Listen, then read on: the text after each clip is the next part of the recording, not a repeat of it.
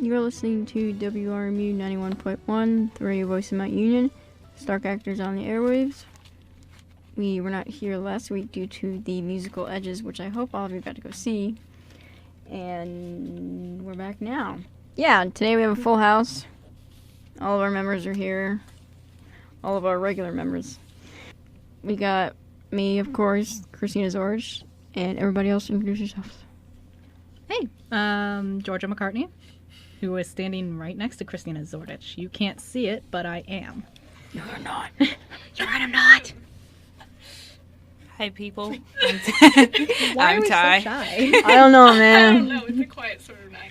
I'm waiting to see if you're. I didn't want to be like, oh, I'm gonna introduce myself next if Elizabeth wanted to, because she's on the other end. But okay. Don't be that guy, Jamie. Oh, dude, that one might What be if we working. didn't want to Talk go in in that order? one. Is it? Yeah, we got 2 scripts for you tonight. Oh, Elizabeth and Jamie. Oh. got Oh, yeah. Again. I said hi. Oh, you said hi? Okay, Hi. so... Oh, yeah, she was saying hi when the microphone changed. Oh, yeah. I think. I don't even remember. I don't even- I'm a okay. little out of it tonight. I think everybody is. okay. It's Yeah, Easter break's coming up. We're all kind of like, let's get out of here. kinda- We are. But we're going to have a great show. Yeah. But yeah, so we got Jamie, Ty, Elizabeth, Georgia, obviously, and Christina. Yes. Okay. Yep. So But the yeah, first go ahead. one's written by Georgia, and was it Ideo by Clarice? Yeah, You explain. Okay. Yeah, what happened was I have these characters, and Clarice is a fangirl. Yes. She's a fangirl of my characters, and I feel really honored. And we were just kind of discussing ideas and kind of collaborating in case we wanted to, like, write our own story. And Clarice, if you're listening, I hope you are. I hope you like this. And Clarice gave me a couple ideas, and I looked them over, and I'm like, you know what? Those are pretty good ideas. I think I want to incorporate those in a script. So I took several of her ideas and incorporated them in a script. So this is by me and Clarice, because I'm crediting her because I'm a good person and not a plagiarist. Yay. You're a terrible person, Georgia. I am. Don't even try to deny it. Anything else before I say disclaimer? Oh, no. I gotta give a background on these characters. Okay. Wow, this is hard. Because Why? this almost feels like a continuation, too, because these characters have such vast backgrounds. Yeah. Okay, first you've got Aiden, and he was a child prodigy in music, but he lost his hearing at age 11, but he was still determined to keep up his musical career. So he relearned everything, and now he still does music and stuff. When he was in the hospital, when he lost his hearing, he had, like, what do they call it when, like, 2 people are in the same room? And 2 people being in the same room.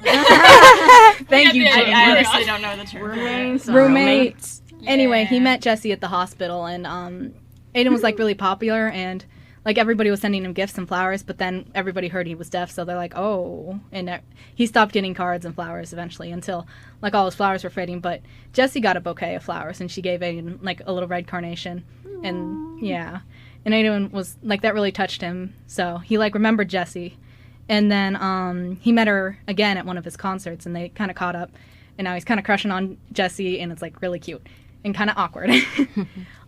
Jessie was, yeah, you're going to have to know this a little bit about. She was orphaned at a young age, and she met this other guy in an orphanage, and they're not actual brother and sister, but they just kind of... Ace. Yeah, Ace. They kind of bonded, so now they're kind of... They call each other brother and sister, but they're not, but it's still as if they were brother and sister. And anyway, Jessie's got this thing. She was in an accident when she was little, so she can't really feel in her limbs. So, I yeah. always forget about that. Yeah, and I have to mention it because it actually comes up in the story, so I'm like, you guys have to know this. And then, and I'm not even wait, I am halfway done, but I'm like, wow, I'm talking so much. Right. Yeah. But then we've got Liam, who is this, you want to talk about Liam? Awkward guy. He's this awkward, Awkward British guy who I made British. yes, she was reading for him, and she's like, hey, can I make him British? I'm like, you know what, go ahead. And then I incorporated that to his story. I'm like, okay, he came from England with his dad. Related to my character. Yeah. Unfortunately, he's not mentioned tonight, but he still is. Okay. Yes. But yeah, so all you need to know about Liam is he's kind of awkward, but I'm playing my own character's relative. I just realized that. mind equals blown. I know. And Liam met Abigail, our next character, at the mall, and he crushed on her too, and now He they're buckled her finally... shoes. He buckled her shoes. He literally, like, bent down and buckled her shoes because she Oh had my tripped, and it was, gosh. like, really cute. But anyway, they're finally boyfriend and girlfriend now, Abigail and Liam. So we had that last week. Your future husband has to buckle your shoes. True that. Otherwise, I won't let him We're marry. gonna make it happen. You're like, you must go through the initiation Initiation process. Yes. Yes. He must have all the qualifications. Of course. So, okay. And then Abigail, the thing between Abigail and Liam is funny because Abigail was born mute and Liam talks a lot. So it's kind of funny. And the way Abigail communicates is by writing on her board, like on a whiteboard. And Ada communicates by reading people's lips. And Aiden can also read Abigail's lips even though she's not making any sound. So, Wait a minute. So if all three of them have something to do with sound and Jessie isn't, Jessie's really loud. yeah, she's is. loud. Okay. So they're really like loud. the sound quadruplets. The sound quadruplet. Oh, because Aiden. Wait. Yeah, because one of them can't hear. The other one talks too much. Doesn't know what he's saying half the time. The other one can't speak. And then Jessie's just loud. Yeah. I just realized that, and that is completely true. I dig it. Thank you. All right, shall we start? Yes. Do we have a disclaimer? Yeah. Do you want to say it? I can do it. You mentioned it earlier, so I didn't know I'll do if it. you had like some well formulated. No. Because I really don't. Well, It's, we can do it together. the following is a work of fiction. All Yours- characters, living or dead, are... No. Wait, what? It's any resemblance to people living or dead. Why are you killing Why are you doing This is true. You know Sorry. what? I can't even trust you not to kill them because experience. But just don't sue us. Don't do bad things because of our scripts. We want you to be happy, wholesome listeners. We love you. Don't sue us. Yeah. Don't sue us. We love you.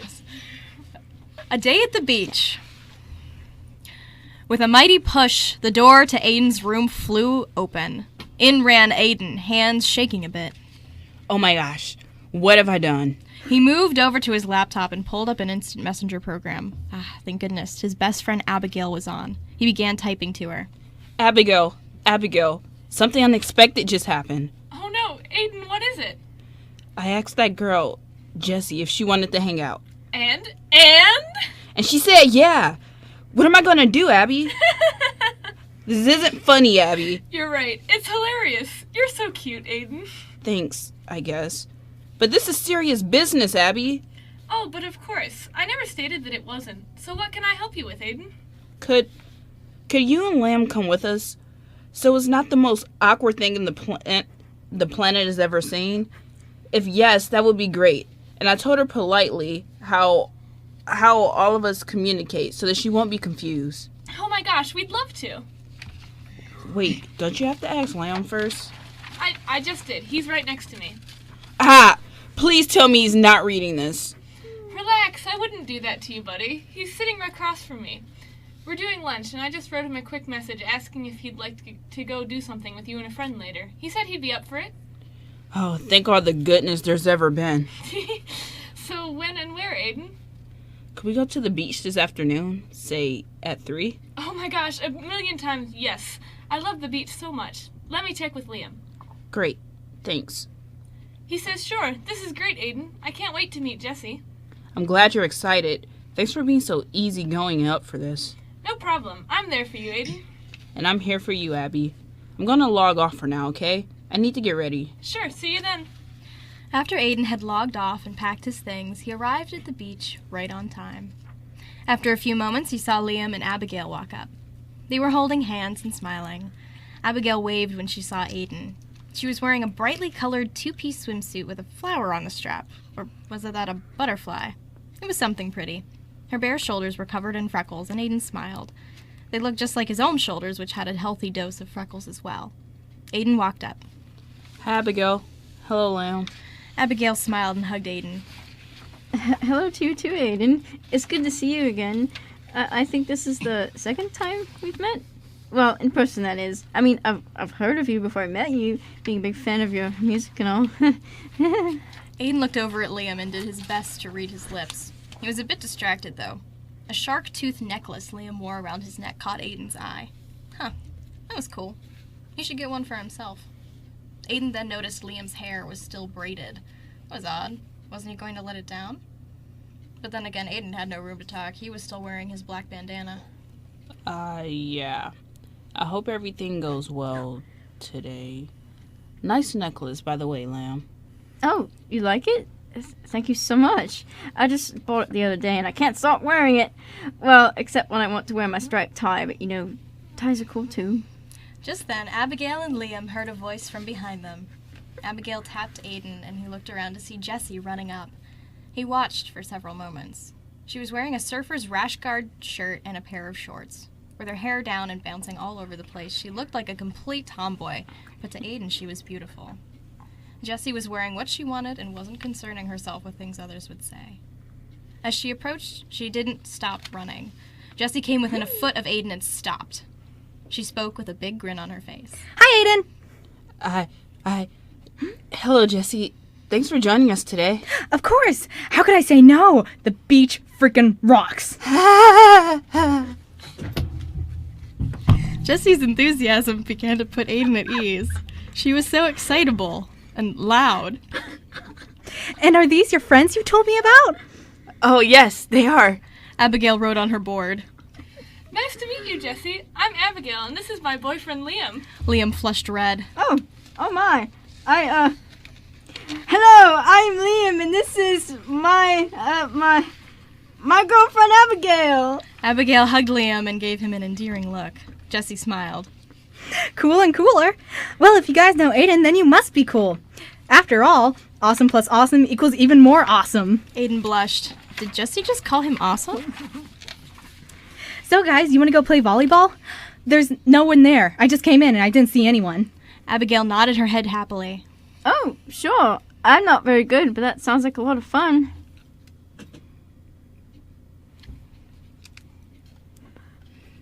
That sounds like a great idea, Jessie. Of course it is. I thought of it. The group then walked over to the volleyball net. It was indeed empty, just as Jessie had claimed. So, how should we pair up? Liam and me versus you and Abigail. Really? What made you choose that? Because it's all mixed up and fun. Well, alright then. We'll do that. They all got into position and played a few rounds. Liam was surprisingly good at volleyball, as if he had played before. Maybe he was an athlete, Aiden thought to himself. Just then, out of nowhere, Aiden was blindsided with the volleyball. Liam had tried to yell for him to watch out, but of course that didn't work with Aiden being deaf. Aiden lost his balance and toppled to the ground. The others rushed over. Oh, Mr. Blaze, are you alright? I'm sorry, I'm okay. I just kind of startled, really. Just then, Aiden looked up to see Jessie frowning. He read her lips.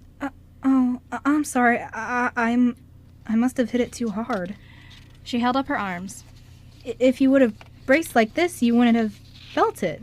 Jessie then shook her head. Oh, wait. Oh, I'm sorry. That's just me. Ace usually helps me out with that.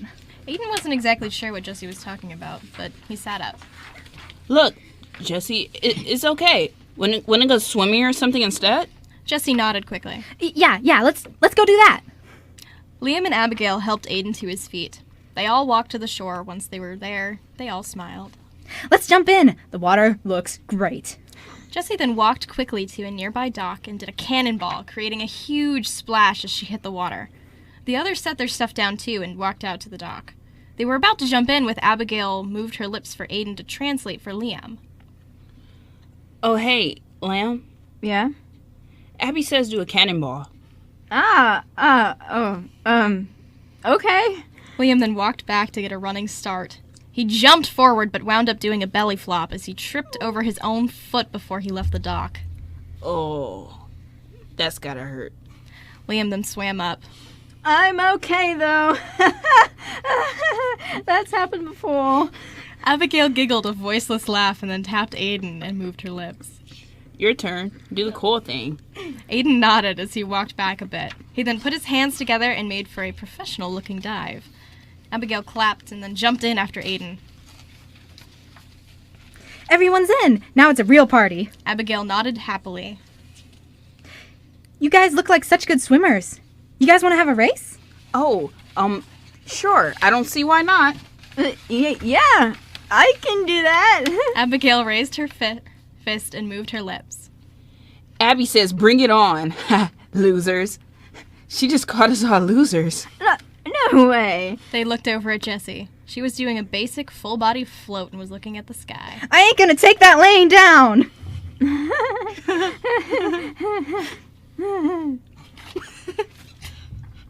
Okay, ready, set, go!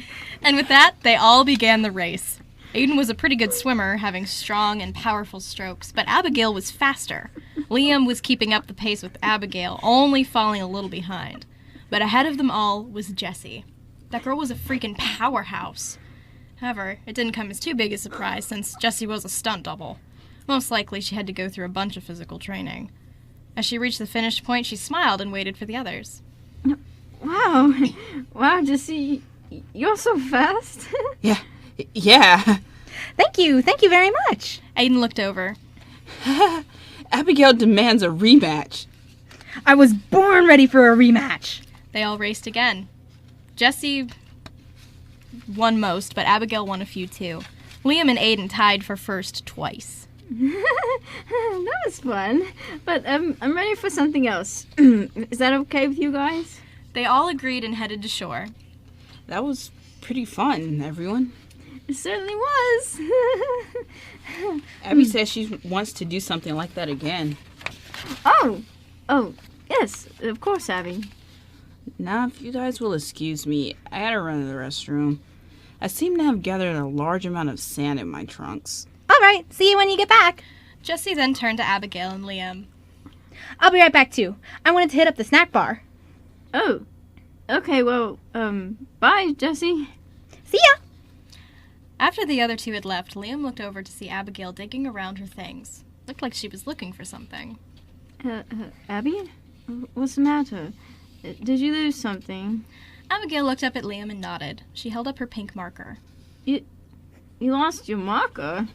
Abigail shook her head. She made a writing motion. Oh my gosh! Your whiteboard! You lost your whiteboard! Abigail nodded. Don't worry. Here, I'll help you look. After a few minutes of looking, neither of them had found it. I'm so sorry, Abby. Hey, maybe the waves washed it out. In fact, I see something white out there now.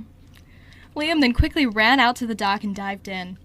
He looked a lot cooler this time, not doing a belly flop or anything. Abigail smiled as she blushed a tiny bit. Sure, Liam was awkward, but it was at times like these where he could be so very sweet. However, after swimming around for a while, Liam returned to shore. I'm sorry, Abby. Liam held out a soaked grocery bag. It was only a silly plastic bag. He then walked over and threw it away. What are you going to do now, Abby? Abigail smiled and made a motion with her hand. What are you trying to say, Abby? Abigail then reached out and grabbed Liam's hand. She turned Liam's hand over so his palm was facing outward. She then took her pointer finger and ran it across Liam's palm. She began forming words. It's okay. Abigail, you're a genius! A genius. Abigail giggled. But what about your board? Oh, hey, after we're done here, I know what we could do. We'll stop by the store and we'll buy you a new one. How's that sound? Abigail blushed and smiled. Great. Abigail thought to herself. Even though her old board was lost, she was looking forward to getting a new one from Liam. The new one would be extra special. Wonderful, that's what we'll do. Hey guys, I'm back. Oh, but welcome back, Aiden. Thanks. And I'm back too, and I come bearing gifts. The gift of ice cream. Jessie held in her hands 4 ice cream cones, 2 chocolate and 2 vanilla. I didn't know what flavors you guys like, but I hope you like these all the same. Oh wow, Jessie. That's really nice of you. Yes, you didn't have to do that. I know, but I wanted to. Now who wants what? Abigail reached for a vanilla cone and smiled wide. She nodded. Aiden followed suit, and Liam took one of the chocolate cones. Wonderful. I was hoping I'd wind up with chocolate. Chocolate's pretty good, isn't it? The best. Abigail then pointed to the dock. Yeah, that would be a great place to eat. Let's go. The 4 then sat at the dock and enjoyed their ice cream. Once they were finished, Aiden spoke up. Thank you all for coming out today. I really enjoyed myself. Abigail nodded in agreement. Oh, yes, what Abby said. I agree. I'm with the crowd. I had an awesome time with you guys. Well, I'm glad. So I guess we'll call it a day? Not without a group hug. Jessie then quickly embraced everyone. It was unexpected but nice all the same. They all shared a few laughs, and then Liam and Abigail walked off to the parking lot. Well, I better go too, Jessie. Wait, What is it?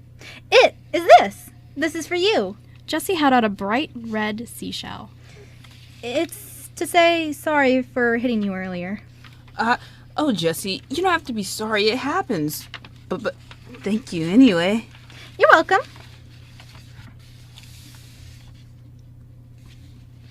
Hey, Jessie, wanna help me turn this into a necklace or something later? My dad makes necklaces for my mom all the time, and he showed me how. Yeah, oh yeah, I'd love to. That was the coolest thing ever. The end. Oh, thanks. You guys, you're laughing. I'm not sure who has the better awkward laugh. It's hard to tell. You were dying. I had a line and I was like, I'm not going to be able to say this line. We're both like, dude, there was something. I'm like, I just made the most awkward characters. Okay, when Abby holds up her marker and Liam's like, did you lose your that was the greatest thing. I'm like, Oh my god. I'm like, you dummy. You lost your marker. That's the cutest part. I've totally done that before. Oh, man. Alright, everybody just heard my obnoxious laugh, and I'm really sorry. It worked though. It did. It was good. No, I mean me laughing right now. Me going, that was That's that was my funny though. obnoxious laugh. It's funny though. Move up a bit. To the mic. Yeah, but yeah. I'm glad you guys liked it. I could see everybody like your reactions to all this. I'm like, this is kind of great seeing everybody's reactions. That was the cutest thing It was ever. pretty Oh, fun thank to you. read. And he was too. brave. He's like, I'm gonna get your whiteboard for you. It was just a bag. Oh no. I usually make things work out for my characters, but I'm like, it's a bag. Yeah. I am teaching you well. I don't like this trend. Aw. What were you gonna say, Ty? Too bad. Oh, I just said it was fun to read. Oh, thanks. Did you have a favorite part? I like the whole thing. Oh, thanks. The thing was your favorite part. Yeah. Oh, I'm so not happy good with- at choosing favorite parts. I liked the It's okay. various diving and cannonballing. Yeah. You were dying when it said, and then Liam did a belly flop, and you're like, I was like that poor Well, and baby. your line after it was perfect. that was epic. It was. No, yeah, your line was epic. Like you pinned that when he came up and he just like, popped up so awkwardly. He was like, hey, it happens all the time. Like, I'm like, that is Liam if I've ever heard him. Oh, man. Yes, yeah. You guys did too. I Like when love you being had- Liam. It's the funnest thing ever. Oh, Because thanks. I can be as awkward as I want. I know, right? And Jessie's kind of fun too, because like she talks fast, and Yeah. it's conceivable that she messed up. But Yeah. yeah, you did a good job as narrator. You did pretty good as Aiden too, because Ty, you were good, especially when you started adding in your own awkward Your laughs and awkward like. laugh was It was the best. awesome. Yes. It was unexpected, and then I was like, That was why we lost it. Like I was like missing lines because it was like, oh my god. everybody was Yeah. laughing. Yeah, and Aiden's voice was nice and calm. You did good. Yeah. Elizabeth, you did good too as Abigail. You guys are great. What was That was fun. Oh, I'm glad. I'm glad That you was guys like great. it. Should we keep moving right along? Oh, one thing I wanted to mention. Yeah. Did you guys get why I had to mention that thing about Jessie, which the volleyball with thing? the line about the bracing yourself. Yeah, volleyball. yeah, And 'cause she can't. then she was really strong with volleyball. Yeah. Yeah. Yeah, you're reading that. You're like, this isn't gonna go well. This isn't gonna go well. I was just reading that. I'm like, all these derps together, nothing's gonna happen right. Something's gonna go wrong, and I have a feeling Liam's gonna be the one who initiates it. Or Oh, something. actually, that hasn't. So, yeah. I'm like, something's gonna go wrong. Someone's gonna die. Someone's gonna Drown. die. Drown. This is You know the what? cheerful one. You guys are killing This is- people in one storyline. You don't need You it in don't two. need another. Oh. You never know. You never. Ah. These guys are pretty happy. You never about know with Stark Actors on the Airwaves, WRMU 91.1. Hey, speaking of WRMU on 91.1, where else can I find you guys? On George's shirt. Why do you sound like an actual commercial? I know. I I can't read. This way. Walk this way. Walk We this need way. to have like sound Okay. bites where we're like, gee, I Check wish us we out. could have more Stark actors on the airwaves Yeah. during the week. Okay, okay. Start that again because that was great. Start again. I don't even remember what I said. Say, speaking of Stark, Speaking of Stark actors on the airwaves on WRMU, where can I get more? you can check us out on Facebook, WRMU Stark Actors on the Airwaves, Twitter, Stark Actors WRMU, and we have a Spreadshirt store, Stark Actors on the Airwaves, and our email is starkactorsontheairwaves@gmail.com, and we also have a YouTube, which isn't really running right now, but it's Stark Actors on the Airwaves. Pretty easy to remember. I was gonna say, if you can remember one of those. You should be good. But they Yeah. are brave it. But We will YouTube never be as perky and cheerful as Jamie. True. That was great. But YouTube will Christina, get them. I really like listening to Stark Actors on the Airwaves, but what if I want to contribute something? Oh, then you either email us or go on our Facebook page and tell us what you want us to read. And, yeah. Oh, writing What? with us. Oh, and then you can also go on our Facebook page and be like, hey, I want to write with this person. Am I allowed to? Yeah, sure. Go ahead, tell us your ideas, and we will let you know. But Christina, what if I already have something written on my own? What kind of content do you accept? We accept poetry, plays, stories, and even music. Even music? Wow! Even music. So come on down to Stark Actors on the Airwaves, where all of your creative masterpieces will be on air. Gee, that's tops. This is the best thing ever. That's what? Gee, that's tops. What do you look 60s? When was that even popular? No. Never? Jankies. Pretty much. Greatest ad ever. That was amazing. That was perfect. Props to both you guys. You're just gonna have to go get the recording for that bit and play it. We need to do that Except for we like were the laughing in YouTube the or background. something. Yeah, we Yeah. kind of ruin everything. Like Russell. Yes. We oh don't my gosh. talk about that. We don't talk about that. Speaking of Russell. Oh, one last thing before I wanted to mention about the last script before we move on. Just No, for the do it. majority. No, I'm just But yeah, I know this kind of sounds mean, but Jessie and Ace are kind of there for each other, and Ace is kind of like Jessie's feeling of pain because she doesn't. That's not mean. Yeah, You but think you know how everything's mean, pain's it's not. there. Yeah, you know how pain's there to tell you not to go too far. Yeah. Yeah, that's kind of like Ace. He for- has to be that limit for Yeah, her. he's like, don't go any farther. Oh, thank you. That's not mean. Oh, okay. George thinks everything's mean. Well, yeah. Except for rainbows and puppies and kittens. So she probably thinks she's a mean person because Oh. everything's mean. Oh, I'm a thing. I must be a mean person. I'm a thing. Thank you. Aw. No, you're not, George. I'm Oh, just kidding. thank you. Thank you. Alright. Okay, but yeah, I just felt I wanted to clear that up. But That's yes, cool. next script. I didn't know So that we actually. have That was a really cool. synopsis. Thank you. We do. We do. It's a I long have. synopsis. Who wants to This read the has really been- long one? I'm kind of nervous, otherwise I would. This has been a lot of pages. I'm surprised. Give me credit for I cramming this already in a paragraph. did. I Thank already you. did. High five. Boom. I Because mean, I don't mind reading it. I just didn't know if there was a Oh yeah. No, go ahead. pre-existing person for that. Do it. Do it in the epic old-fashioned narrator voice with the commercials. Done. Okay, that was like 3 different things. Do you want commercial? Do you want old-fashioned? Or do you want epic? Like No. old-fashioned epic commercials. No. I don't know if you want like okay. in a world, or if you That- want no, like it's that air guy. raid, or No, if you that want guy. like gee. Like it's an advertisement for Transformers or something, and it's Oh like my God. it's really epic. Oh. I can so do much it. pressure. We believe in you. Do you want me to do it? Just do it. I want to hear what a Transformers commercial sounds like. You never heard those old? Dude, it's been so long. Enlighten I us. haven't even. I don't even know Do if he it. actually sounds like that in the Transformers commercials. My bad. It's all right. Name. Just do it. All right. Go for this. You got this. Oh. Russell Ramiro is a journalist who uses his powers of time travel to prevent disasters. Quinn is a con man who's been stealing for longer than he can remember. However, the two of these men became unlikely friends when they met at a bar one night. Once the two became close, Russell told Quinn that he was a time traveler. Quinn took this news well, but then Quinn told Russell that he was a con man. At first, Russell wasn't happy to hear the news, but he empathized with Quinn and tried to help him turn over a new leaf. It went well for about 3 months, but then Quinn cracked and stole a painting. Russell went back in time to stop him, but Quinn didn't steal the painting. He fled the scene, and Russell was suspected to be the thief instead.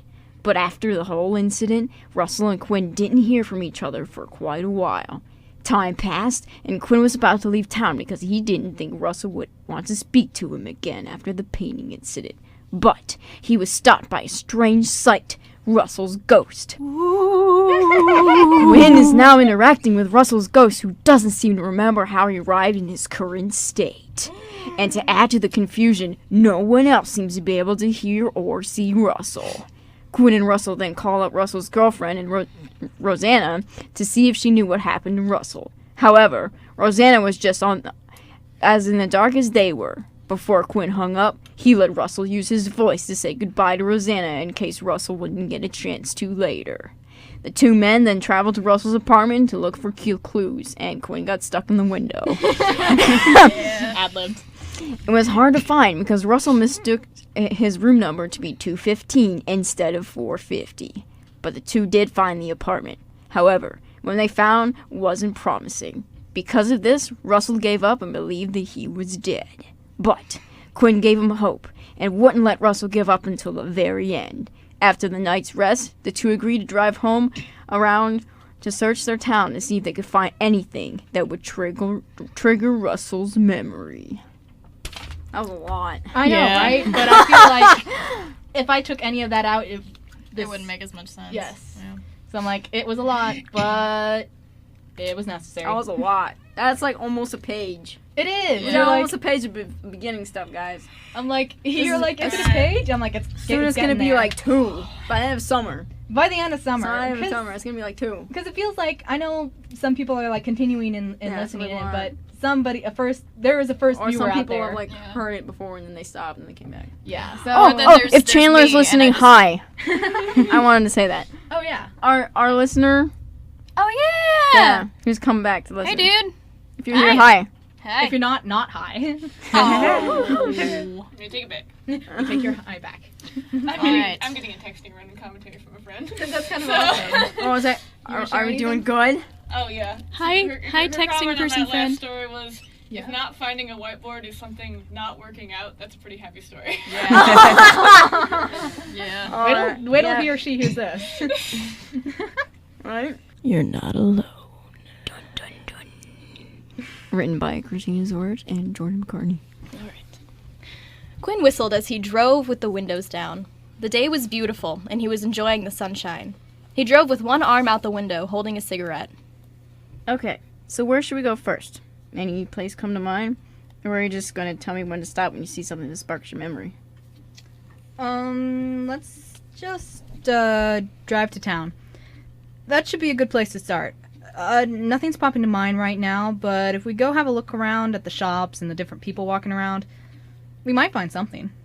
As they drove, Russell reclined back in his seat, placing both of his hands behind his neck. He smiled at Quinn. Thanks again for helping me out today, buddy. No problem. Quinn said as he placed the cigarette on his lips again, turning the wheel with both his hands. I don't know what else I could be doing with my life, so you keep me occupied.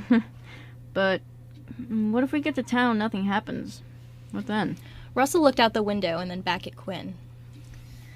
Then we'll try something else, Quinn. You and I aren't giving up until we exhaust all our options, right? Russell said with a big grin. He was glad Quinn had given him the strength earlier to keep going, and now he wanted to work with him and really find out the truth. Quinn nodded and turned to Russell. Yeah. Sorry, I don't mean to scare you, but as a professional con artist, I always think about what could go wrong before I get myself into anything, you know? Yeah, that makes sense. I mean, that's kind of what I did too when I was a time traveler. I'd gather everything I could about the situation, consider the options, plan a desired outcome, and then allow for a margin of error, and then just go for it. Russell paused for a moment. As he spoke, he started to feel uneasy. Plan for a margin of error. Why did those words sound so harsh? He took his hands off his neck and then grabbed his sides. Anyway, it's okay. I knew what you meant. The two stopped at a red light. Alrighty, here's Bridge Street. I mean, I don't know you too personally, and we only met at that bar, so I don't really know where you would spend all your time other than work. But there's some kind of spiritual rock store here, a few restaurants, a sushi place, and a coffee shop where all the poets go and read their stuff, and a flower shop too. It's kind of hipster, but I think it suits your personality. Quinn smiled as he teased Russell. However, Russell frowned a bit when he heard Quinn refer to him in past tense. If everything turned out all right, he'd make a point to make sure they got to know each other better, on a more personal basis. Wait, in fact, why wait? He had the power to do that now. Let's go to that coffee shop. I mean, it seems kind of like something we'd both like. And from what I can remember, I like going to those. What about you, though, Quinn? What are some places you like to spend your free time? You forget that I rarely have any free time. I think you fail to have realized that my job takes up a lot of my time. Quinn turned on the turning signal to park on the side of the road next to the coffee shop. I've been here once, though. Wanted to try their coffee, and it's amazing, but their chocolate cake is even better. You ready? Yeah, I suppose you're right. Well, if you did have free time, what would you do with it? And what's your favorite food? But yeah, chocolate cake sounds flippin' amazing. Even though I'm a full-grown man, I still like sweets, especially with coffee. Russell looked at the car door. But yeah, I'm ready. Russell then discreetly phased out of the car and waited for Quinn to exit the driver's side. Quinn got out of the car and shut it, locking the doors. The two began to walk towards the door of the shop. I would probably go around to all the best restaurants and using the money I have to find out what my favorite food really is. Because I haven't tried everything, like, from different cultures and stuff, so... Quinn shrugged as he opened the glass door for Russell. I guess it's a good thing I don't have time then, huh? Then I would really need new pants. Quinn said as he patted his stomach.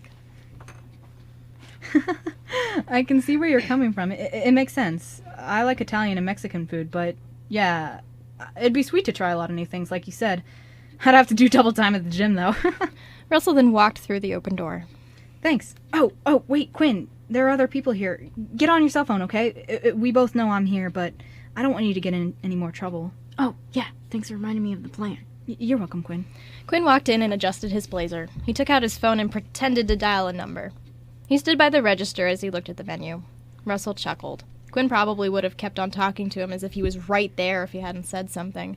Russell was grateful that Quinn acknowledged him, even in this state. I'll have a medium mocha without the chocolate syrup or whipped cream, and some chocolate cake. He placed the phone by his ear again. What do you want? Oh, yeah, Russell couldn't eat. Russell smiled at Quinn, though. Oh, sorry. I forgot you're on that diet. That'll be all.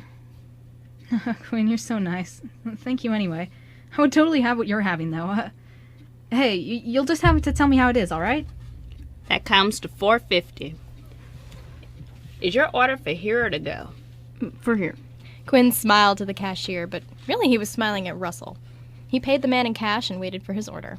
Continued speaking on the phone. No problem, man. Hey, maybe we can go here some other time. I'd like that. Coming here again with you sometime, that is. After a few minutes, the cashier gave Quinn his mocha and cake. Thanks. The brunette looked around the wooden room, seeing the fancy couches and coffee tables. No wonder why the college poetry kids read here. This place was awesome when it wasn't packed with people. Russell looked around at the scenery, too. Quinn was right. This place was his style. It seemed to bear a certain rustic charm. Quinn sat down in the corner of the room, where no one was sitting, and placed his phone on the table. Russell sat next to him. Here. I'll let you have the first bite. Quinn cut the cake with his fork and turned to Russell. Well, what are you waiting for? I mean, Quinn, do you mean for me to borrow your body so I could eat again? Quinn, I don't know. I'd like to, but I mean, this isn't like saying my final goodbyes to Rosanna or anything important like that. It's just eating cake. I don't think I could intrude again, like, for something so trivial. Russell, look, it's not trivial. Not to me, anyway. I'm doing this as a favor. You have to try it. I guarantee it's the best chocolate cake you've ever had. Quinn took a deep breath and closed his eyes, trying to ignore his insecurities about his body. Hurry up before I change my mind. Russell looked down at the ground and then at the cake. Quinn really wanted to do this for him and was okay with it? A small smile grew on Russell's face. Gosh, well, when you put it like that... okay, Quinn. I won't be long, I promise. There was a small gap on the bench between Russell and Quinn. Russell began scooting closer and closer until he was sitting where Quinn was sitting. Once that happened, the two men were synced once more. Russell could breathe again through Quinn, and he felt Quinn's pulse. It was good to feel the basics of being human again. Russell was beginning to miss them. Quinn felt awkward once again, but it was what he wanted for Russell. Russell then moved Quinn's arm a bit, making sure he could safely move them without knocking anything over. Russell moved Quinn's hand and raised the fork with the cake on it. As he bit down, Quinn's words rang true. This truly was the best piece of cake Russell had ever tasted. It was sweet, but not too sweet, as well as rich and delicious.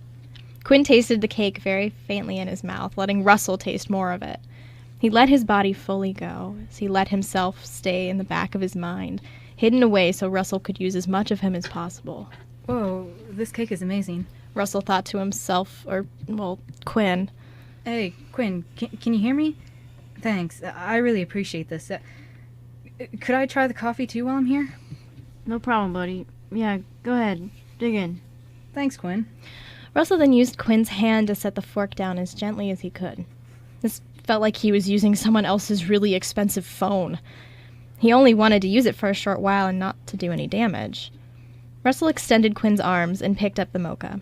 He popped the cap off of it and blew lightly on it. After doing so, he paused and took a sip. The mocha tasted delicious, too. It was so full of flavor. The taste reminded Russell of all the mornings he'd down a cup of coffee before work, or the times he and Rosanna would go on coffee dates.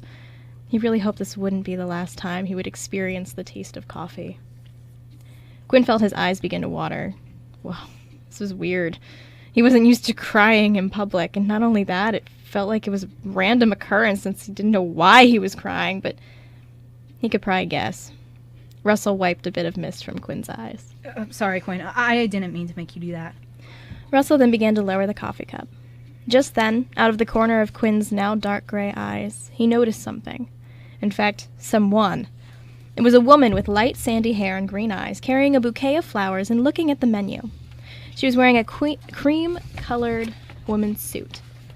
Russell accidentally made Quinn's body flinch and almost dropped the coffee. He quickly grabbed it and held it steady again. Hey, watch it. Don't spill anything. What happened? Are you okay? Quinn, I think I know that woman over there. I'm not sure how or even why, but I'm almost positive that I've seen her before. I think if you talk to her, we could trigger another part of my memory. The coffee cup then began to feel hot on Quinn's hands. Quinn felt his hands grow hot, wanting to move them but couldn't. Oh, sorry about that. Russell then used Quinn to set the cup down normally. Ow. Thank you for putting that down. Okay, let me handle this. Get out of my body. I need practice talking to beautiful women anyway. I made you that promise, remember? Okay, sure thing. Look, I'm sorry, I'm not really good at this, but thank you for letting me taste your meal, Quinn. It was really nice of you. Russell then took a deep breath of air as he prepared to leave Quinn. It felt so nice to breathe again. He almost didn't want to call it quits so soon.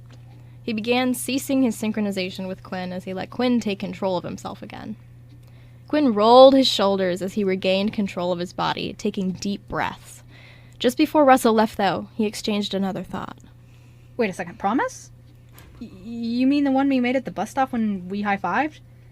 What do pretty ladies have to do with our cons, Quinn? Remember the day when I told you that I was actually a con man? You asked me what else I wanted to do with my life? And I said a family, remember? Well, I plan on pursuing that dream once you're all better. Oh yeah, I remember that day. I'm sure glad I chose what I did. I can't imagine not having you as a friend anymore, and yeah, I remember that promise too.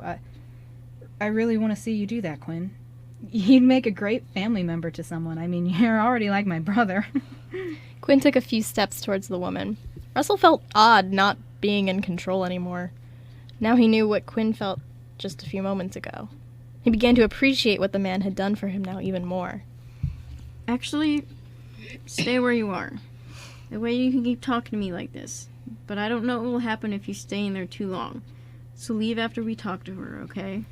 Sounds good, Quinn. I have no idea how these ghost powers work, so that sounds like a safe idea. I don't want anything bad to happen to either of us. Quinn took another step forward, about to approach the woman, but he paused and asked a question he had always wanted an answer to. You don't think I'd fail as a father, do you?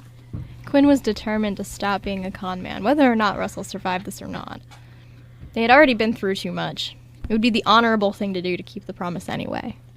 Quinn, buddy, I think you'd make a great dad. You're the kind of guy that when he puts his mind to something, he can achieve anything. You're very accepting and good with the unexpected.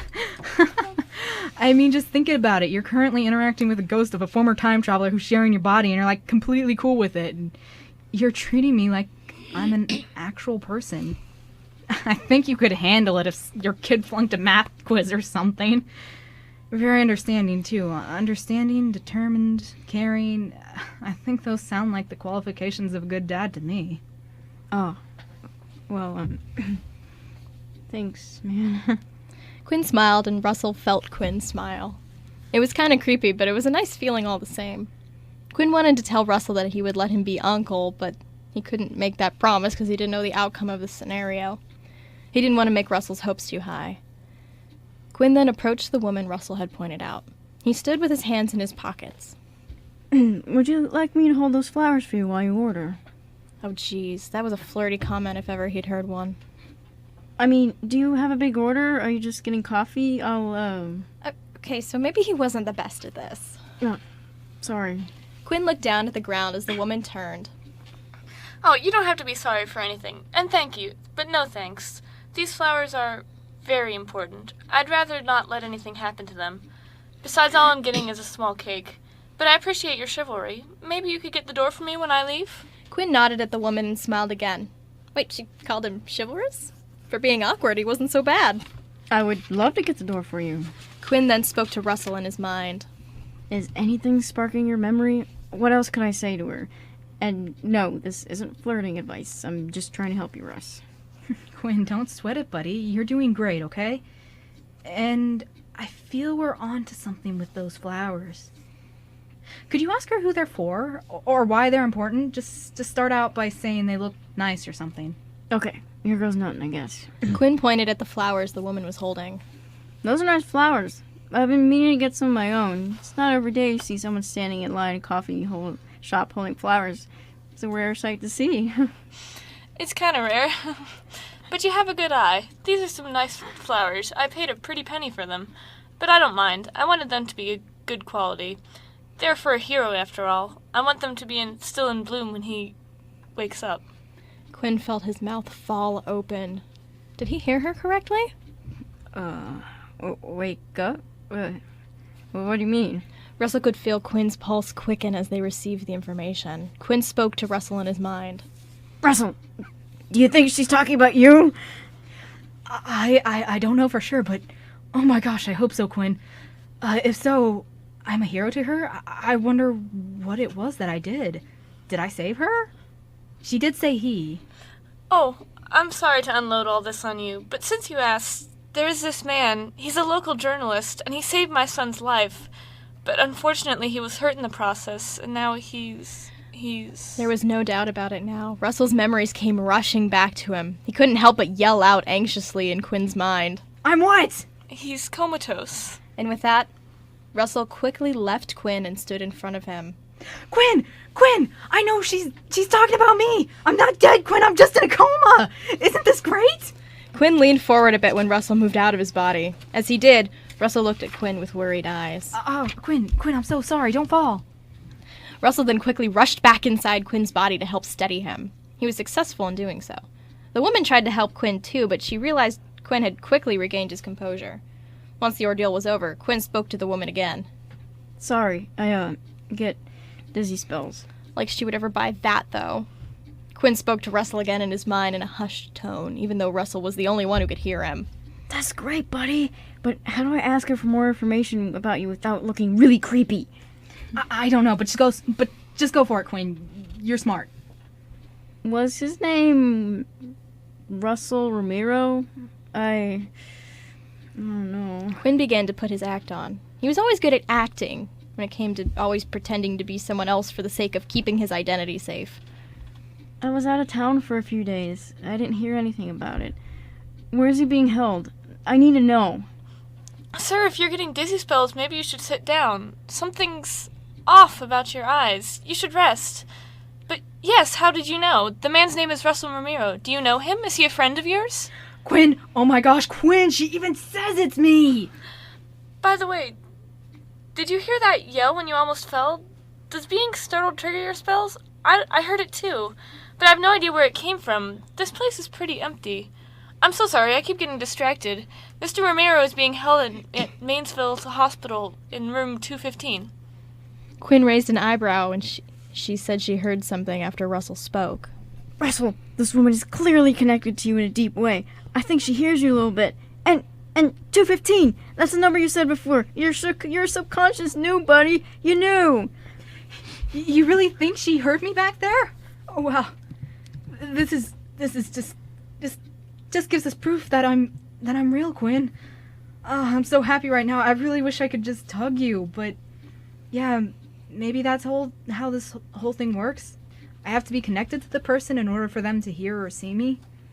I'm not sure, but oh wow. I'm glad we figured out what that 215 number was.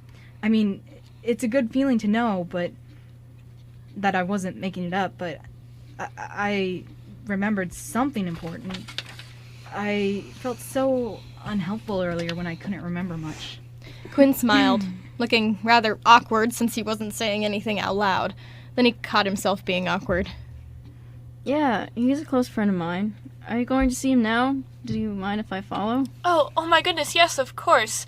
But I want you to sit down for a minute before we head out. That way you can rest and I can give you more information concerning your friend. Find a table and I'll meet you there once I order, okay? Do you need help walking? No, I'll be okay. I have a table all ready for us, just right over there. Oh, and if you want cake, you should try the double chocolate. It's the best. Just a suggestion. Well, alright, I'll meet you there momentarily. And thank you for the suggestion, but the cake is for my son. He just likes boring yellow cake for some reason. But maybe I'll try that myself next time I come here. The double chocolate cake is the best. Cornelius doesn't know what he's missing. The woman then moved forward in line and prepared to order. Quinn sat down at the table and took a sip of his coffee as he spoke with Russell.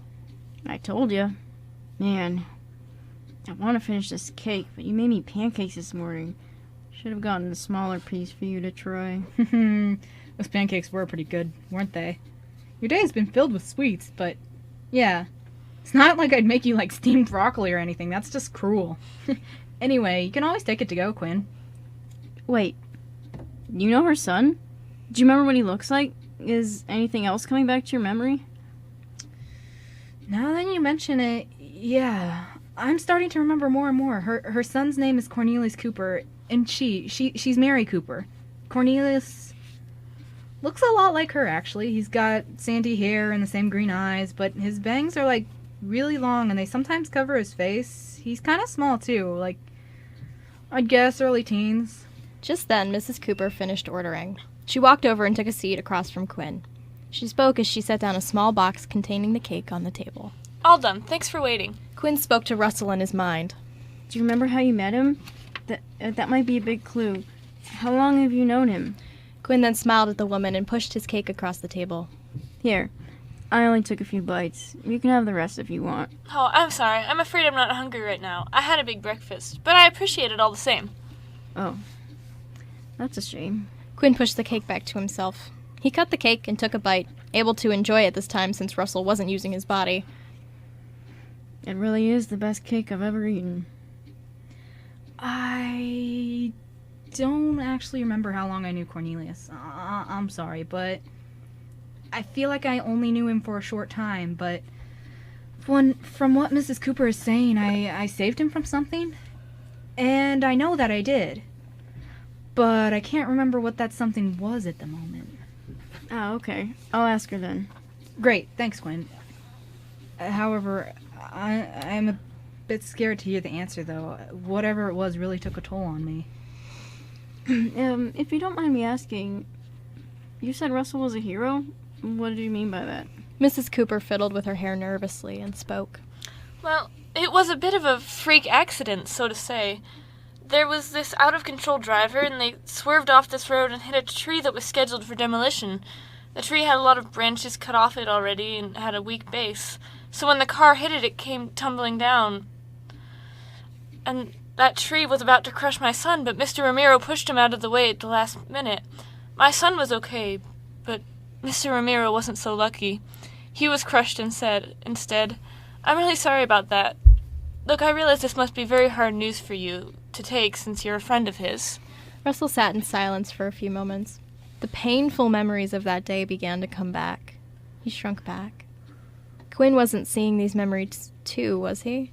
Russell hoped not. The physical and emotional pain those memories held was overwhelming. But there was no more hiding from them now.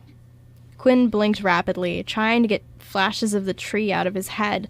For a moment he saw the boy, Cornelius, and he closed his eyes, rubbed his temples. Excuse me, I need some air. He stood up quickly and ran toward the door, stepping outside. Mrs. Cooper reached out a hand to Quinn as he left, but she let it droop. She did just pile a lot on that man. If he needed some air, then he needed some air. She would let him do that. The woman sat patiently and waited for him to return. Once he was outside, Quinn lowered his head, cleared his throat, reached for a cigarette. Dang it, Russell. How are you still alive? Someone up there must love you. You saw that too, didn't you, Quinn? Look, I'm sorry. I didn't mean for that to happen. I can't believe I'm still alive either. I really thought I was a goner back that day, but I'm glad I made it. Gosh, I just hope I can pull through again. Look, Quinn, I'll just step out. I don't want to cause any more trouble. It's okay. I was expecting something like to happen sooner or later. But, good idea. I'm sorry you couldn't stay longer. Yeah, this is for the best. Russell thought as he began to make his way out.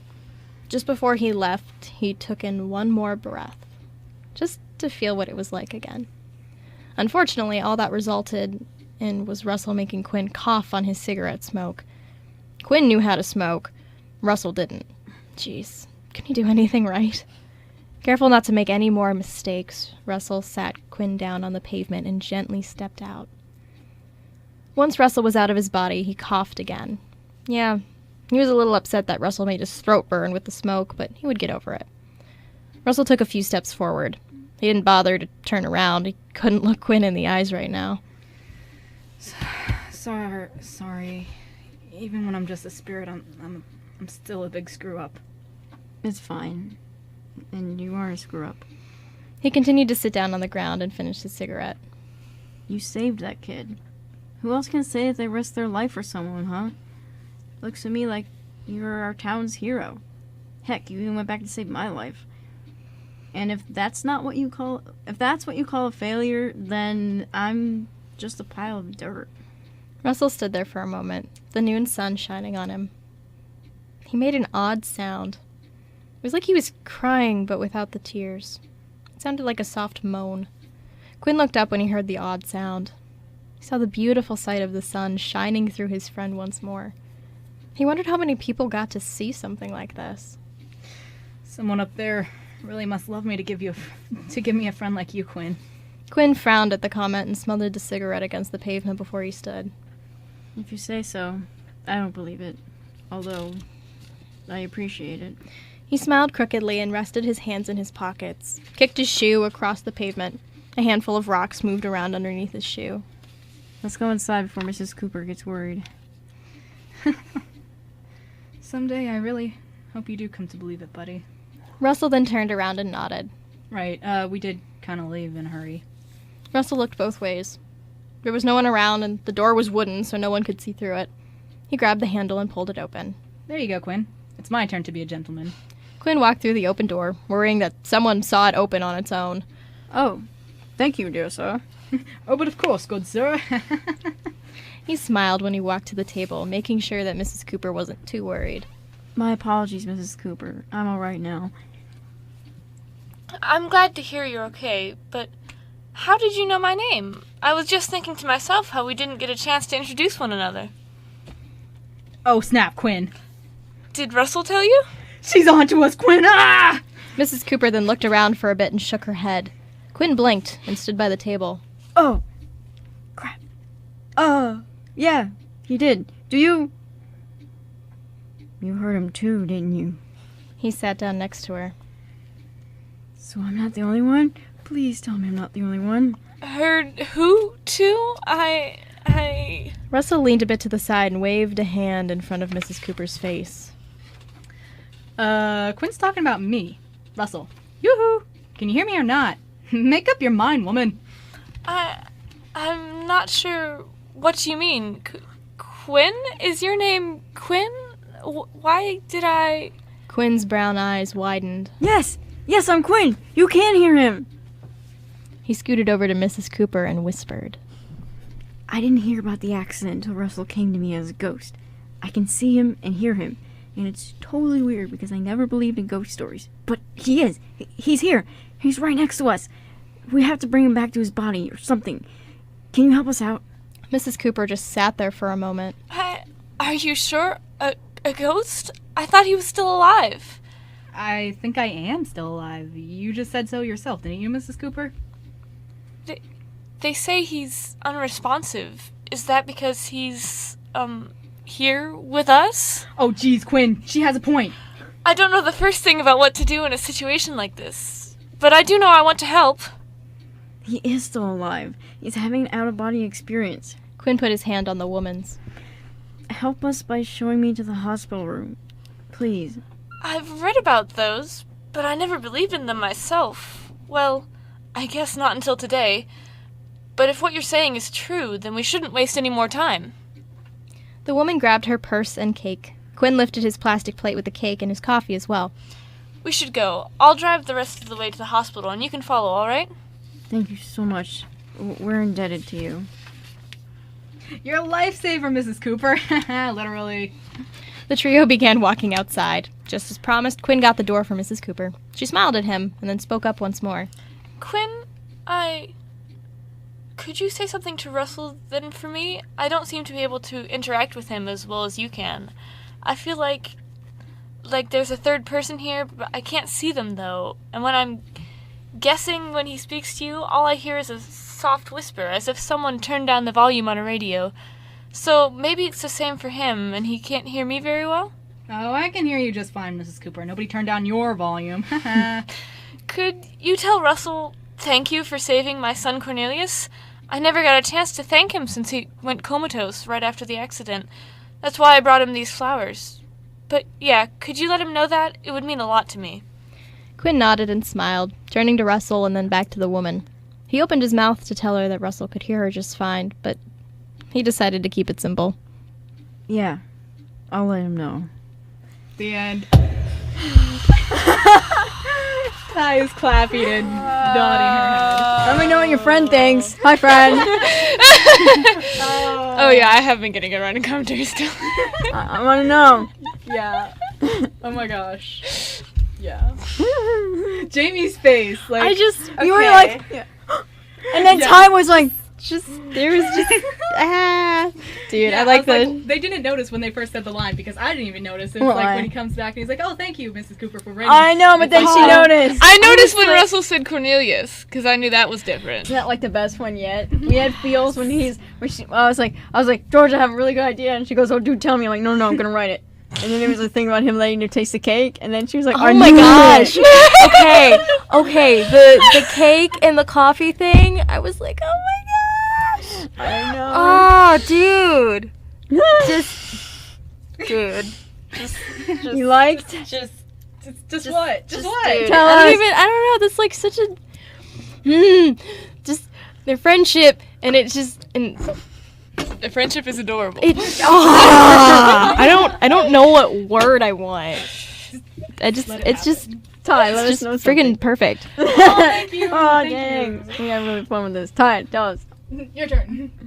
The whole thing was just sweet. I mean, like, when Jamie said, like, about the part with the cake, that was, like, one of my favorite parts. Because I thought it was so sweet. Like, What? Yeah, well, they like it because I'm typing this to her in because sometimes we have the same ideas and you're like, oh, dude, I'll just type this idea, and it was the cake idea, and I'm sitting there and I'm waiting, and you know how you see it's like Christina's order, just typing a message. I'm sitting there, I'm like, is she gonna have Quinn say Russell can eat the cake? I'm like.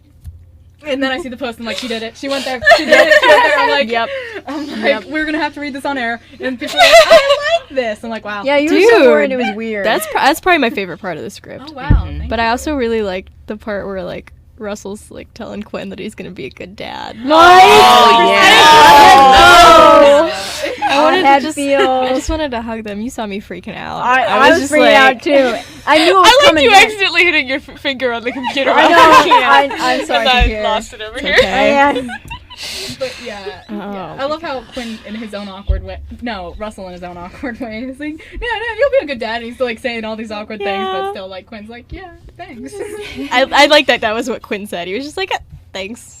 Like he didn't have He like doesn't some long believe it. reply. Yeah. He was like, I don't know how to respond. He's to like, that. thanks. I can sympathize with Quinn there. Oh. Yeah, like how do you even respond to that? But, You don't know. It's cute. I dig it. I like it. I think you're really good at describing how these really weird things happen. Yeah. They're weird ideas, and then you're like, oh, that makes perfect sense the way you described it. It does. Thanks. Wait, what do you mean? Elaborate. I'm a little confused. The way the ghost thing is working and using his body, Mm-hmm. and then you describe things, and I'm like, yeah, that makes sense. That's how that would work. Yeah, thanks for noticing that, because I really do take time to think through these things. I'm like, okay, I gotta make it make sense for me, so it makes sense to others. And Yeah. I gotta picture it happening, then I'll write it out. Acting wise, Acting wise, I love your voice, Ty. I know that was great. I was so upset there weren't more lines you were doing I that know. voice I for. know, I need to me use too. that voice for something in the future. And I'm impressed that there's, in general, we've done lots of Quinn and Russell scripts, and I've missed the last few. But so I'm used to George's normal Russell voice, and George's ghost Russell voice is slightly more depressed, but it still sounds like Russell.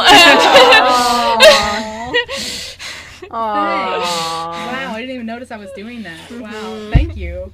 I really liked it though when I did get to go back to Russell's normal voice. Yeah, and then there was that. Where he's like, "Oh snap!" I like when he's onto like, us. she has a point. No. The other best part is she's on to us. Ah! Oh yeah. Yes, I like the she has a point too, Jamie line, because I was thinking that as I typed that, and it's like, because he's here with us. Russell's just kind of sitting there, and he's got like his you know, when you like put your hand on your chin, and he's just sitting there, he's you know, kinda kind of chilling. listening, and then it's like he's like, and then it hits him, and his eyes grow wide. He's like, she has a point.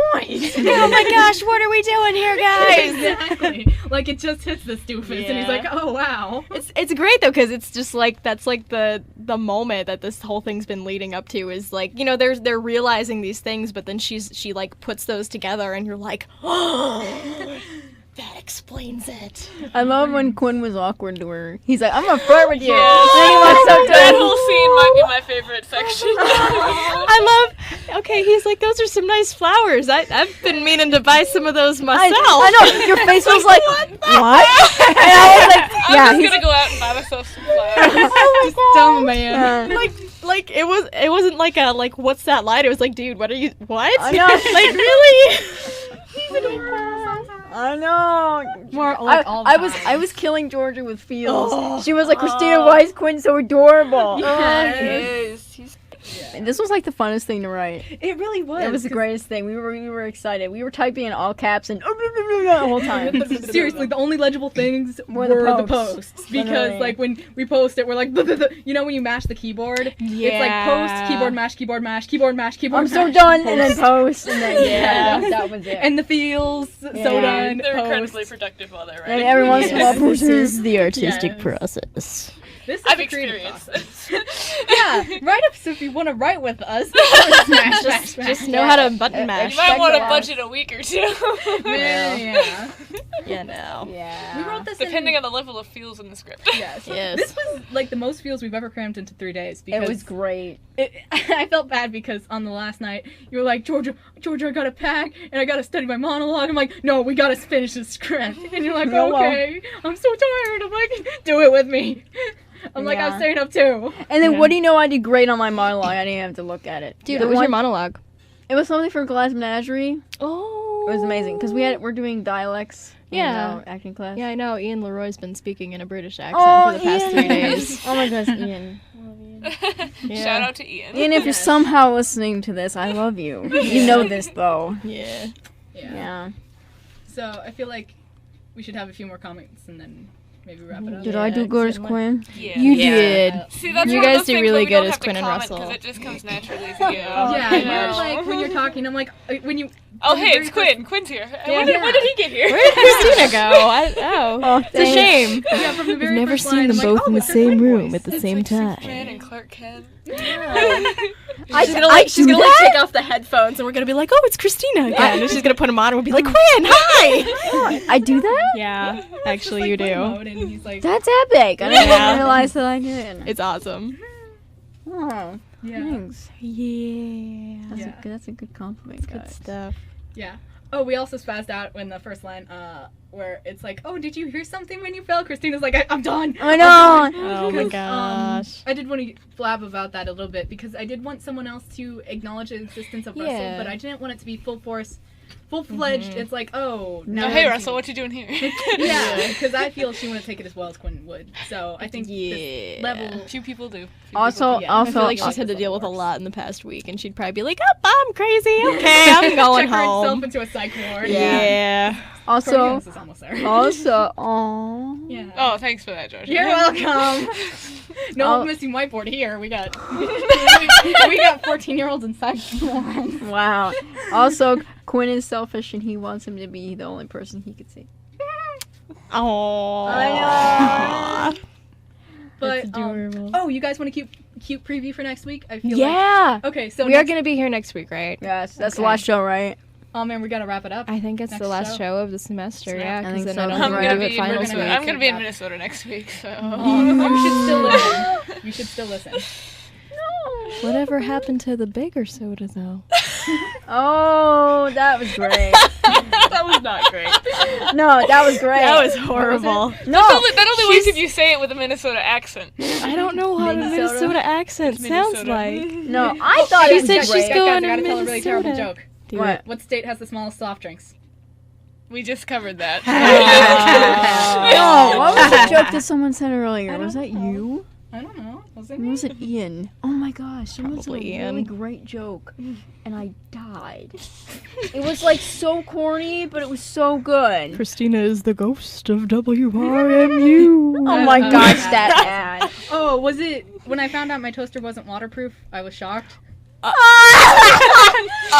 Oh, no, Georgia and I went over quite a few lame jokes on Tuesday. Oh, I didn't don't- do that. I don't think I've ever heard that one. No, I have. Oh my gosh. You told me. Oh my gosh, I I laughed have to really go- hard at that one. Yeah.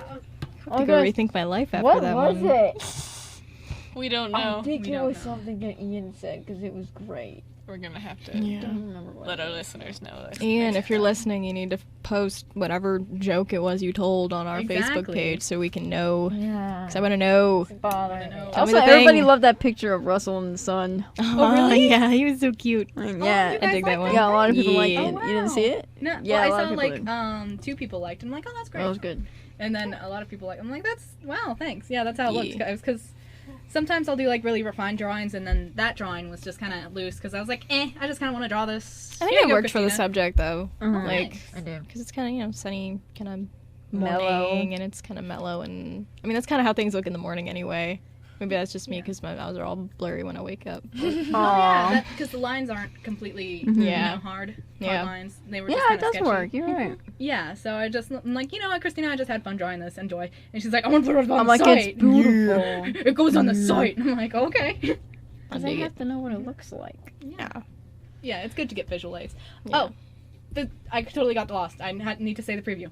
For next Yes, I want to hear. Okay. Okay, so next week, Preview for next they're gonna week. go to the hospital, obviously, and Mrs. Cooper and Quinn are just kind of walking. Mrs. Cooper turns to Quinn and she's like, "So if Russell's here, can he see these flowers? Can you ask him if he likes them?" and then Russell is gonna be like, he's like, "Heck yeah, I like them. I like the pink ones. They remind me of my hot girl from Rosanna." Aww. And then, and then I made a joke saying that Quinn goes, no, well, he likes them, but he doesn't like the pink ones. They're too girly. That's not what I said. Yeah, and Russell's like, "That's not what I said, dude." Aw. And Quinn's like, gosh. "That's totally what you said, Russ." I'm like, So- "Oh, So do you think, guys, are going to be able to wrap it up? I hope a so. week? I believe in them. I mean, even if I it's believe just... them, too. I mean, them? I mean, you Are in you making theory... your Quinn talking about yourself? In theory, you have the entire hour for one script if it needs to be. But Yeah, but I do. feel like we got far enough that we can kind of wrap it up. Because I was Yeah. thinking about this one. I'm like, we can't wrap it up with this one. Because I feel can't. like they finally found out what happened, and now they finally know where Russell is. Like, this was like the exposition, and now the rest is going to be like, exposition and following action. Yeah, I feel like we can wrap it up with the next one. Good. Oh, guys. Sorry, I keep on blabbing, but Nah, did you notice the room 215 and 450? Dude, I caught that because I saw that at the very You mentioned it in beginning. the synopsis, and I was like, that doesn't make any sense. No, I was like, will. did I miss something? Like, I was Check actually out gonna the ask you gun, that's guys what that after is. we were done reading. I was like, what was with the 215 thing? Because I thought it was just gonna be like something like with you guys, and then I was like, oh, 215. I've seen that number. I know, You right? shouldn't have underestimated you I guys. love saying that line. He goes, "You remember, buddy? You remember?" I was like, so cute. I died. People can't see me right now, but She's dying. Oh, she's she's currently no, dying. you might actually. There might be these awkward pauses in conversation, but that's Christina talking. Yeah. Some of you, you guys can hear me. some of you who The were ghost connected to talks and we Christina- have dead hair. Some of you who were connected to Christina have like the sound level turned down, like how Mrs. Cooper described it. It's like somebody turned down a radio. That's what Oh. You didn't turn down your. Everybody radio. just It's needs to turn down the Christina. radio when Christina talks, and you'll get the same effect. like the Russell thing. Turn down radio. Yeah. Yeah. Aw. All right, guys. We went an hour and a half, guys. We We did. did. I don't Wow. regret it though. No. Yeah. I regret nothing. I regret nothing. All right. Yep. Any Should closing we- comments before we wrap up? Besides, other than it was awesome. Both of them. Thank you. Thanks. Well, sorry, I can't take full credit because you guys, Yeah. I got co Elizabeth, since you won't be here next week. Awesome too. Say something for your last day of the semester on this show. Oh, snap. You'll be back next year, hopefully, right? Yes, I will. Oh yes, please, yes. Well. Oh, that's a lot of pressure. Yeah, tell us your good experience on Star Characters on the Airwaves. Or your terrible one, it doesn't matter. My terrible experience has been this excessive amount of feels, but it's a good kind of bad. It's the saddest happy for deep people kind of bad. I love that. That's the best feeling in the world. What about your good experiences? So that's part of the good experience, and in general, it's great. It's great to just have something really fun to read and something new and exciting to follow, and from people that I know, where I can influence what they're going to do, and glare at happened them and twice. say, "Why did you do that?" and threaten them with pitchforks and torches. He will do it. Yes. You will. I will. Yes. And the potential to write things myself once I'm not going crazy with homework. I know. Summer's that coming feeling. up. We're gonna be doing Russell and Quinn. Yeah. We're even gonna I'm do our gonna own be story. hitting you cameo guys up appearances and for all stuff, the and- writing things. We But have yeah, that one epic title. Elizabeth won't help me think of a title. it was a great title. That was a great I title. love that script. So yeah, in general, I've loved this. It's been nice to have something to look forward to on Thursday nights. It is something. I always think it's Friday whenever it's Thursday. I know, just because that It's is so- a perfect explanation It's so of this. great. And then when Friday comes, like, my life sucks. It's There is terrible. a bit of that. Also There's a bit of because your history. I didn't say that on it. You better hope our professor isn't listening. A professor Don't is listen to to sit at that. home and is like, well. I think he knows. Ty, I think he knows. I'm pretty sure he knows. Oh snap! She's He's on to us. It's alright, we're not naming any names. So Elizabeth, sign off. All right. Say what you closing comment. This is Elizabeth Wheeler signing off for now. Dun. Damon, what about you? Will you be back next week? Yeah. Yeah? Yeah. You want I to say should any closing comments? Um, You have as much time as you want, like Elizabeth did. be. Nope, time's No, up. I'm special. This is so much pressure. I don't have. You Happy just wait- Easter, Yeah. everybody. Who's celebrating Easter? And if you're not celebrating Easter, then happy weekend. Yeah. Just be Having happy. Good Friday off anyway. Yeah, have a good Friday off. Oh my gosh. Yes. But yeah, I should be back next week. Okay, so. good. Yes. Time. All right, this is Ty signing off. I don't have much to say, but yeah, I had fun tonight. Always a pleasure.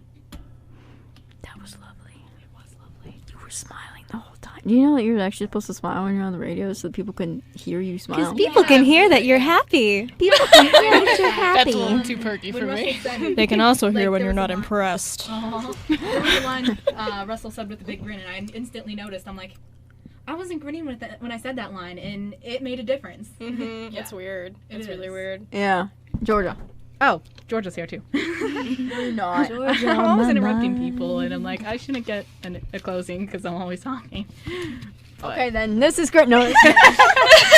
It's for the best. Oh. But yeah, this is Georgia McCartney signing off. I'm looking forward to next week and finding out what happens. I really am. Says even the though author- writer. Because I I don't don't know half the time. We don't. I know, We it's know, awesome. we know how the first way ended, but we don't know how this is gonna end. Yeah. So it's really exciting for both of us. You don't know the ending of the alternate ending. Yeah, there is truth in the phrase alternate ending. You should all be Yeah. very afraid. I wouldn't think I'm listening. I mean, I feel like after the last ending, there's not a lot you could do to, like... Oh, yeah. There's a lot we God. could do. Oh, God. We have a lot of ideas floating around there. We do. Elizabeth wants to kill us already. She's shaking her head and she's like, "How can I bury these people in a ditch without the police catching me?" Ditches are bad. Ditches are open. Yeah, that's true. Elizabeth, you shouldn't be saying that on here. My favorite was always the icicle, Yeah. because then it melts. Yeah. Oh Yeah. yeah. Why am I helping? I never heard of that one. Yeah, I'm because glad they get real sharp. And then they did. they melt, WRMU and so does there's not no- condone the... I get it now. The views and opinions expressed in this show are not necessarily those of WRMU, Mount Union University, or their affiliates. And I just said our school's name wrong. It's the University of Mount Union. Anyway, this is WRMU. We love you. Good night. I really apologize for that stuff. Again. Anyway, we love you. Have a good night and a good weekend, good Easter, and we love you.